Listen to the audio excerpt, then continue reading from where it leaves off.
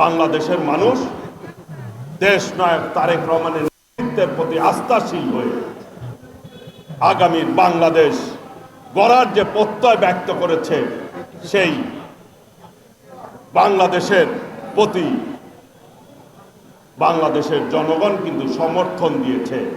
বাংলাদেশের মানুষ মনে করে আগামী দিনের প্রধানমন্ত্রী দেশ নায়ক তারেক রহমান হবে। তার কাছেই এই দেশ নিরাপদ, এই দেশের মানুষ নিরাপদ। প্রিয় ভাইরা, আজকে বলতে চাই, আমরা শত শহীদের রক্তের বিনিময়ে আমরা এই বাংলাদেশের বর্তমান যে নির্বাচন ব্যবস্থা, সেই ব্যবস্থায় আসতে পেরেছি। বিগত 17 বছর আমরা আমাদের অসংখ্য নেতা গুম হয়েছে, খুন হয়েছে, জেলে নির্যাতন ভোগ করেছে।